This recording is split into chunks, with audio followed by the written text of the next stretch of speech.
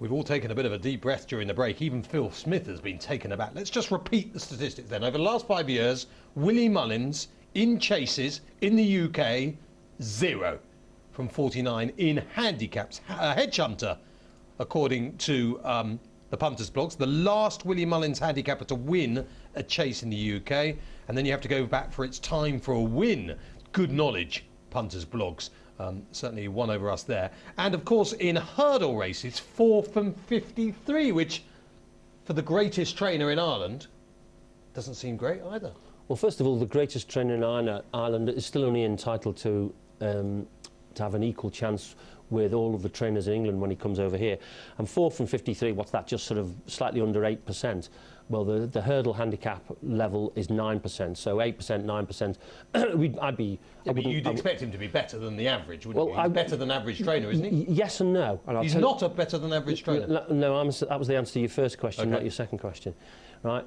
Yes and no, would you expect it? First of all, the majority of Irish successes in UK handicaps, especially hurdle handicaps, are in generally low ability races, up to 120, 125, that sort of area. And he would have had virtually no runners, I suspect, in the last 5 years running in 0 to 120, 0 to 125 handicap hurdles.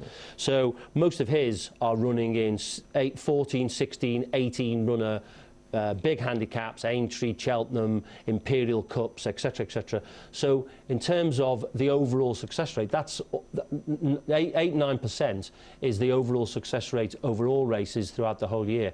Most of Willie Mullins' handicappers will have been running in field sizes significantly bigger than that. Yeah. Just going to change that completely and then go back. Of course. Just so we've had a picture tweeted from Callum Shepherd, who's at the races today. Big screen. We're on it. Oh dear. Oisin Murphy's underneath it, virtually naked. And all Callum wants to know is how good is Oisin Murphy? Would you say average, poor, could do better? What would you say about Oisin Murphy? Good. Really? Well, just good though. Good's not. Good. No better than good? Well, you asked me whether he's poor, average or okay. Well, Sheikh Fahad seems to think he's better than good. And I've said he's good. So you think he's good, but Sheikh Fahad thinks he's his man? Well, he's good. Okay. Just remember that, Oisin, just good for Phil, but don't worry, because Sheikh Fahad thinks you're the man. Right, let's go back to the proper questions. Good picture, though. I enjoyed that. Here you go. Chubby, I'm just going to say Chubby, has emailed in. Fear of getting myself in trouble. You have to be very careful with some of these Twitter addresses. Why do so many horses win so often when in fronting first time in handicaps, Phil? Why are they so badly assessed? Well, because we've only probably had 3 attempts at looking at them, and they're improvers. Okay, there's not much to argue against that. To be fair, it's how would you assess some horses? I mean, it's impossible, and you're going to get. But it takes me back to the two points I made earlier. First of all, when they have their 3 runs, we'll always assess them on the best of their 3 runs. Yeah. So you could have a horse that's performed to 120, 110 and 100, we'd absolutely have that on 120. And the second thing about it is that we do have the right to refuse to give horses a rating after 3 runs, and we use that on a regular basis. Is there anyone in particular you use it with most? No. You sure? No. Promise? No. Only the ones we're scared of, Matt. Most of them then. Right. Now, the problem with this show, of course, live TV, people can nowadays on the old TiVo and the old Sky, you can go back, forward, check. Daz has clearly thought you've said something and might have just contradicted yourself. Oh dear. Excellent work, Daz Griffiths. He says, if Phil thinks you've got to take the Lexus race as a pinch of salt, how does he put First Lieutenant up £13? Well, so you've taken the race with a pinch of salt, you said the form's not worth anything, and then you've said to connections of First Lieutenant, the form's not worth anything, but I'll shove you up £13. Well, we owe it to him. What would happen if he comes and runs in a handicap against Fox Rock and on his own? Right? We absolutely can't have him receiving £10 from Fox Rock and on his own, having beaten them in the Lexus. finished second in the Lexus. So, I mean, people, Ted Walsh, I think, who trains Foxrock, would go berserk if he came over to England and his Foxrock was giving £10 to first lieutenant, and quite rightly so. He'd be totally correct. So we have to at least move him ahead of Foxrock and ahead of On His Own, because he's beaten them in, albeit a race which I'm not too sure of the value of. Now, my reason that I wasn't sure of the value of was the pace of the race, and I've got the winner running below his rating, and that's where I'm saying it's a little bit of a pinch of salt. But you can't completely ignore the race, because otherwise the connections of Foxrock and the connections of On His Own would have a pretty good case to say favouritism about First Lieutenant, and they'd be saying, well, it's because you're scared of the owner of First Lieutenant. Which is quite possible. It's particularly if you have to get on his planes ever, you might be thinking, crikey, I hope the wing's fixed. Just tell me this, though, because on this programme, you've said in the past, you try and encourage people to run in these graded races to try and boost the field sizes so that you don't run scared. First Lieutenant crew, you could say, OK, they've chucked the horse in, as they do Jigginstown House Stab with a lot of their horses, and in many ways he's run too close to Don Poli, because we all know in our heart of hearts that First Lieutenant isn't up to that standard anymore. They've been crucified for adding to the field. Well, first of all, I have no responsibility for the number of runners in Irish pattern races. No. I have a responsibility for the number of runners in UK ones. Phil, you know the... So I have to say, if they run in those races in Ireland, then I have to take some action. Do I think that First Lieutenant... I mean, I think First Lieutenant is probably the same horse. What action did the Irish handicapper take? I don't know. You see, have you taken action because you feel your colleagues might not have done? I don't know, but I'm sure you can look him up and find out. I will look him up. But certainly I have felt I had to do something, because obviously if he comes back to run over here and Foxrock runs, I mean, let's say if First Lieutenant and Foxrock both get entered in the Grand National and I've got Foxrock giving First Lieutenant £10, then Ted would go berserk, wouldn't he? And quite rightly so. Well, to be fair, if Ted's got a chance to go berserk over something, he will anyway, won't he? So you're in trouble straight away. So I think it's a question of balance with a race like that. On the one hand, you don't take it absolutely literally, and I haven't, because I haven't got the winner running to his best, and that's often the case. You often find winners don't need to, or don't have to, or don't run to their best. And just going sort of on a flat angle, right? Everybody lauded Frankel after his win in the Champion Stakes on his last ever run, and I had him running £10 below his best. So it often happens that winners don't run to their best every time. And here's an example of Don Poli not running to his best. But you have to do something with the horses. And First Lieutenant has been considerably higher than 160 in the past. So I've got no qualms about putting him back to that figure. Racing Front says, and it's an old question this, but it's one that I think is worth repeating for different people who watch the show at different times. Is it a good move to constantly raise any horse that is not winning races? And of course, Diamond King immediately springs to mind. Well, let's say we have a 20-runner race. Is it reasonable to think that only one out of the 20 runners has shown improved form? If they're all going into the race with hopefully an equal chance, is it sensible to think, just from an arithmetical, statistical point of view, that only one of them has shown improved form, and so let's say you might leave 2 and drop 17? Now, what would happen, as we've said on a number of the programmes in the past, Matt, is that you would have slippage, and at the end of the year, all of the horses would have to be put up by £10 if you had slippage, and far better that we don't do that. Just going to completely change. And can I just add another point? I'm sure you will. Horses that finish second have a very very acceptable success rate when they run next in handicaps. Yeah, although I suspect owners would disagree with that. That's absolutely true. Gary Bowman says, will ever computerised handicapping come into place?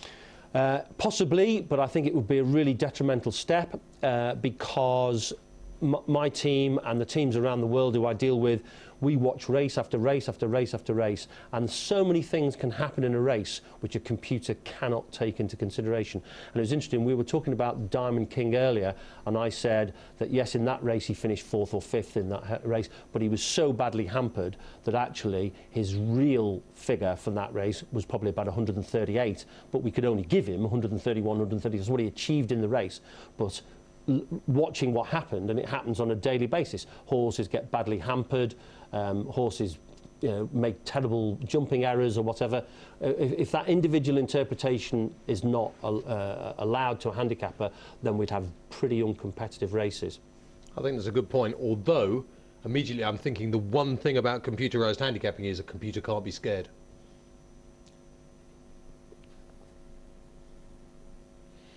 Exactly. Although you could, of course, put your computer program that there is that button that you press, you put in all your weights and figures, and someone, of course, says, well, it made a mistake 2 out, and you feed that all in, and at the end there's this sort of little area that says you push the button. So the computer would have Minolero Rocco on 126. I have no idea what it would have, but it would or be 160. Scared. It would be scared like you. Higher or lower? Well, it depends what information you feed it into the computer, wouldn't it? Or Correct. fed, I suspect. Correct. I should say. So that would totally depend on that, and therefore I can't answer that question, and I wouldn't be expected to by anyone sensible. Faheen, just want to mention him. Christmas hurdle, was he back? Was the real Faheen back? No. So we've still got work to make on, which will make sense, because the one thing, Phil, which I don't know, as handicappers you can't take into account, and actually would mean that the Willie Mullins horses should be better handicapped than they are, is that he plays on this fitness factor, doesn't he? That, I mean, we've slightly had it revealed by Rich Ritchie on a couple of runs this season. Votor was 20 pounds fitter at Kempton, Faheen was 15 or 20 pounds fitter, and they expect him to be another sort of 15 pounds fitter from the off-bat. How much fitter does Faheen need to be? Well, first of all, this is what those figures that we showed earlier about the chasers and the hurdlers. That's what they've achieved so far this season. That's really only their half-term reports, isn't it? We've still got Cheltenham, Aintree, and some really nice races to come on the way. So that's all they've achieved at this point. So what they've achieved so far, we've got Faheen on 167. He's by £4 the highest 2-mile hurdler at this point in time. He's miles better than that. He's at least £10 better than anything. At this point. Okay, last year he ended up the season on 174. You don't... Hold on. These figures have to be a joke, don't they? Are you telling me in a handicap Faheen would only give Irving £5? You're not, He'd give him £50. You're not listening to what I say. I see. You said those are figures this season. They're what they've achieved so far this season. They're not their handicap. So they're nonsense. Well, you asked me to bring in what they've achieved so far this year, and I've done that. Well, I didn't actually. You just brought it in. But anyway, but they're not their handicap marks. If they were running on handicaps, it's ridiculous. Then Faheen would be on 174. I can't believe Faheen's not £5 better than Irving. Faheen this season. This season, I'm talking about. Well, he hasn't needed to be. Right. We can only assess them on what they've done and the style of which I know where you're coming from, but it's ridiculous. And also, if we had Faheen on 174 now, let's say we did, it gives you nowhere to go. Right? You've got to have somewhere to go. Otherwise, what would happen... You're saying you can't ever be better than that? No, what would happen year on is that you'd be going higher and higher and higher. You have what we call ratings creep, right? The levels would just be going higher and higher on a regular basis. That's not acceptable because people want to look back. I mean, there's my list of the champions since we started our Anglo-Irish jumps classification back in 1999. Green is a good colour for a document. And hopefully they will stand the test of time. So looking at the top horses, the top 2-mile hurdlers, we've got Isterbrak 176, we've got Hurricane Fly 175, we've got Faheen 174. Is that credible? Yeah. Thank you. Yeah. Next question. But Faheen's clearly miles better than Irving, is all I'm saying. Well, we agree, but not on what he's done so far this year. I disagree on that as well. But anyway, mathematics. Tom says, can you just ask Phil how you get into handicapping, please? If Tom wants to become a handicapper, how does he do it? Okay. It's a good question. I started keeping my ratings in 1970 and I got appointed in 1995. So I kept my own ratings for 25 years. Yeah, but if he wants to get a job, does BHE advertise that jobs and things? Well, we absolutely do advertise jobs. Obviously, it's an advantage if you've been a professional handicapper. So we've got a number of people who are ex-time form, understandably so. But I came from teaching. It's just that I'd kept my own ratings privately. We had a system last year where we took on trainee handicappers as well. And we have appointed one of them as a full-time handicapper now, Michael, who we mentioned earlier, who's been the successful handicapper with Manila Rocco. So you can go in that way, and I'm sure that sometime in the future we'll be looking at trainee handicappers again. So see the job advert and apply. We're basically out of time, but I just want to Sprinter Sacre and Sada Grugi, how far behind their best are they at this moment? Just in a quick word, Phil. Well, Sprinter Sacre we've got on 170, and at his best he was 188. Sada Grugi was 172 at his best, and he's now 169. So they're both about the same horse now, as we saw in the race. But Sprinter Sacre's deterioration is much greater than Sada Grugi's. Sprinter Sacre's is much greater, Yeah, much greater. Yeah, but only because he was much higher. Absolutely. Yeah. And compared to Vautour now, what do they compare to Vautour? Well, Vautour 176 and Sprinter 170. Sorry, 176 and Sprinter 170. So the big question is still, why isn't Vautour running in the champion chase? That is the big question we need. Well, because the great thing is they don't have to decide. It's 2 months away yet, and they don't have to decide, and they can play their cards close to the chest, and it'll keep us guessing and talking about something for the next 2 months. That's true. Final 2 tweets then. I think we'll end with these couple. Francis Muldoon. Everyone watches TV in a different way. And Francis clearly watches it in a different way to me. Oh dear. He says, well done, Matt, on terrific show. I think Phil has got the better of you. Compulsive viewing. Well, that is, of course, one opinion. So what's that chap's name? Francis Muldoon. He's pretty spot on. Yeah. And the final tweet, which I just wanted to read out very quickly, was this one from Mickey G, who sounds a very intelligent man. Chappers, you have indeed established that Phil Smith is running scared of O'Leary, Mullins, Elliott, Walsh. And then etc. etc. Most of the Irish community, indeed, he is running scared of. Luckily for him, he's in Milton Keynes. This was Ask the Handicapper.